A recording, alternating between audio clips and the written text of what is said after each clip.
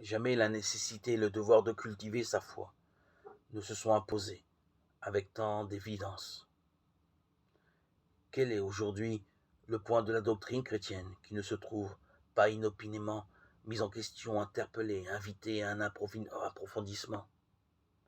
Ce travail indispensable doit cependant être conduit dans de certaines conditions, sous peine d'être infructueux, quelquefois même dommageable, et le plus souvent décourageant.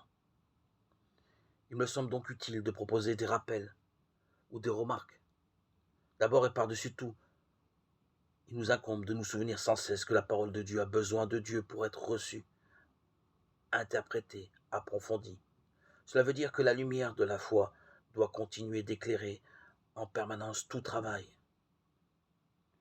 Ce qui veut dire encore que la prière ne peut manquer de l'accompagner.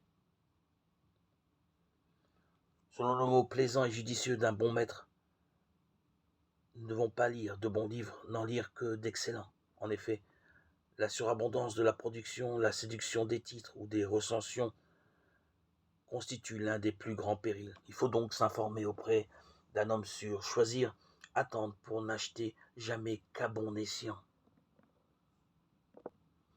Il est bon de lire peu à la fois, mais tous les jours. En effet, on diffère souvent le travail dans l'attente de loisirs qui ne viennent jamais, alors que nos journées nous refusent rarement le quart d'heure ou la demi-heure qui nous permettait de lire sérieusement un livre en quelques semaines.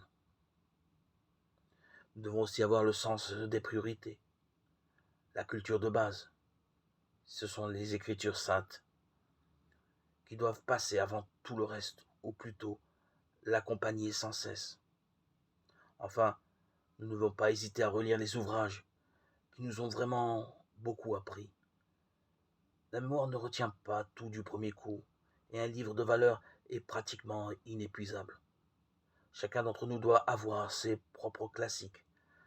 L'essentiel du travail dans le domaine de la foi consiste à apprendre continuellement ce que l'on sait.